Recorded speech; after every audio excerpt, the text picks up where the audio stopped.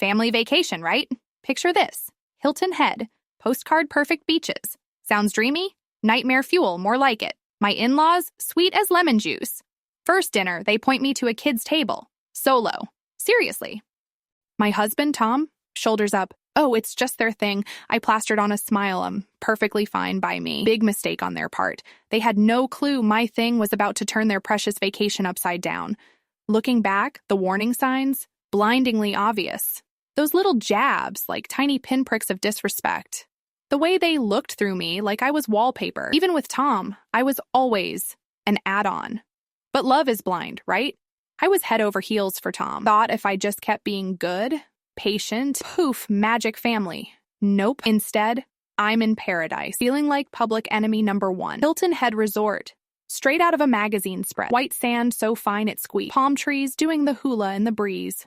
Ocean serenade in the background. Honestly, I was pumped. Maybe, just maybe, Martha and George, the in-laws from hell, would thaw out. Family bonding, laughs, you know, the works. Wishful thinking level, expert. First night's dinner, fancy joint. Waiter leads us to this massive table all set up. I'm sliding in next to Tom, ready to pretend we're normal, when George booms, "Hold up! Waiter's messed up. She gets her own spot." My brain short-circuited. Excuse me, did I hear that right? Martha, glued to her menu, voice like frozen peas. It's just how we roll. All eyes on Tom. Crickets. He just offered this limp shrug, mumbled, their thing. So there I sat, marooned at a tiny table for one. Next morning, bright and early, ready to hit breakfast with the fam. Down to the hotel restaurant I go, expecting the Brady Bunch. Nada. Text Tom. Ghosted. 20 minutes I'm wandering, feeling like a lost sock before I spot them. Big table, mid-feast, laughing like hyenas, totally oblivious. I walk over, confusion sizzling in my veins. Hey guys, breakfast? Didn't think to maybe, I don't know. Tell me? George barely glanced up from his Eggs Benedict. Assumed you'd figure it out. Martha, sipping coffee like Queen of the Ice Age. It's just how we do things. Tom, chewing away, Mr. Normal, acting like this was 5-star treatment. Boom. Lightbulb moment. I wasn't in their family. Never had been. And Tom? My supposed partner? AWOL. The rest of the trip? Rinse and repeat disrespect cycle. Every meal, Siberia table for yours truly. Group activities. Poof, magically forgotten to invite me. Private boat trip, found out via Instagram. Sun-kissed smiles, me excluded. Day 4, done. Kaput. I waved the white flag of trying. Stopped asking. Stopped caring. They wanted me invisible? Fine. But they just lit the fuse on a bomb they didn't see coming because, honey, I had a thing, too. That night, while they were out painting the town red, celebrating their perfect little clan, I went commando on their vacation. Separate table? Amateur hour. I was about to ghost them completely, and they were about to eat my dust. Laptop open, reservation confirmations glowing on the screen. Time for some digital demolition. Because guess who booked everything? Yours truly. Hotel? My name. Rental car? My card. Dinner reservations? My account. Resort? Spa day Martha was drooling over? Yup, all me. Cancellation spree initiated. Rooms vanished. Rental car, poof, gone. Fancy waterfront dinner? Nope, not tonight, folks. Even called the spa, sweet as pie to the poor receptionist. Just letting you know Martha won't be making it. Packed my bags, swiped the rental car keys, and hit the highway. Charleston bound. While they were raising toasts to family, I was already halfway to freedom. Luxury suite booked, room service on speed dial, ocean view balcony, pure bliss. Meanwhile, back in Hilton Head, panic was hitting them like a rogue wave. Charleston sunshine woke me up feeling reborn. Ocean breeze kissed my face as I sipped coffee, sprawled on a lounger, watching the waves roll in. Bliss. Then phone started buzzing like a disturbed beehive. Tom, ignored. Martha, silenced. Tom again. Silenced, smile, plastered. Just picture it. George, stumbling out of bed, grumpy as a bear, smacked in the face with reality by a hotel manager. Sir, reservation issue. Martha, mid-stretch, phone in hand, ready to boss the day, only to see cancellation emails raining down like confetti of doom. Tom, rubbing sleep from his eyes, mom's voice screeching in the background, volume escalating from irritated whine to full-blown banshee wail. No rooms, no ride, no plans. Sipped my coffee again, extra smug. Hours later, boredom crept in. Checked messages. Tom, where are you? Tom, what the hell is going on? Tom, fix this, now. Decided to pick up his next call purely for entertainment. Where are you? Tom barked the second I answered. Charleston? Silence, then, Charleston? What in the hell are you doing there? Enjoying my vacation. Background noise, pure chaos. Martha losing it on hotel staff. George muttering curses under his breath. You canceled everything? Tom finally choked out, voice dropping, disbelief dripping. Yup, sharp inhale on his end. Do you have any idea what you've done?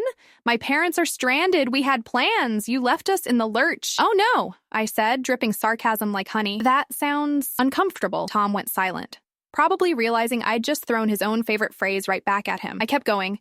You guys wanted me separate? Consider it done. Permanently. Later intel? Comedy gold. Hotel booked solid. They were scrambling like rats in a maze. Ended up in some roadside motel. 20 minutes out of town, flickering neon signs special, questionable smells included. Then came the text from Lisa, Tom's cousin. Hey, heard what went down. Honestly, good for you.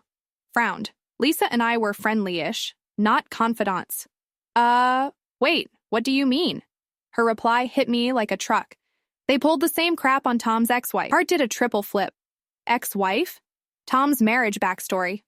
Grew apart, he'd said, just incompatible. No drama, blah, blah, blah. Never questioned it. Now, what, doctor, you mean? Family trip. Treated her like dirt. Separate table, ignored, acted like she wasn't breathing air. She bailed mid-vacation, divorce papers a month later. Pulse hammering. Didn't say anything before. Figured you knew, but seeing them do it again? He never told you, did he? Number no, he damn well didn't, because if he had, I'd have run screaming in the opposite direction. If he had, I'd have known their thing wasn't quirky. It was a pattern. And Tom, he'd been stage managing my humiliation. Next morning, conference room, waiting game, long table, bottled water soldiers lined up, silence thick enough to choke on. Door slammed open, Tom charging in, jaw tighter than a drum. Martha and George right behind, Martha's heels clicking like castanets of fury, George's face already crimson rage. Lisa last, hesitant, arms crossed, slight nod my way. Glad you could make it. Tom, voice sharp enough to slice diamonds. What is this? Smiled, slow burn. A conversation. You've been dying to have one, right? Let's chat. George scoffed, arms crossed, human brick wall. Think this is funny? No, I said, calm as a cucumber. Pathetic. Sick games you play with women in your lives, and you finally messed with the wrong one. Martha's eyes narrowed to slits. You abandoned us. Laughed. A real bark of laughter this time. I abandoned you? Seriously? From the people who spent a whole vacation pretending I was invisible furniture? I am his wife! Voice echoed sharp and cold. Not a stranger. Not some random nobody. Wife.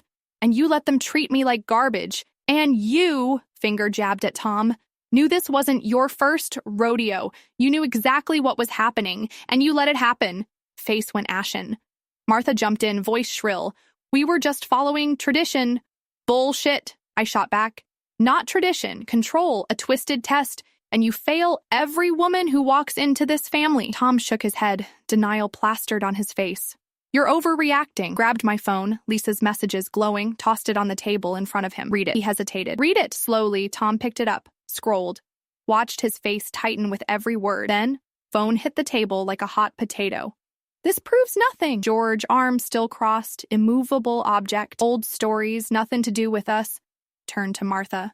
Really? Because last night, you threatened me, said if I didn't crawl back, Tom would make my life difficult. Mouth snapped shut. Click. Lisa let out a low whistle. Damn. Tom whipped around to Martha, eyes like lasers. You did what? Martha stiffened, defensive. Just trying to make her understand. Understand what? Tom's voice rising, cracking. That you've been playing this sick game for years, that you pulled the same crap on Sarah, and then I saw it. The hairline fracture.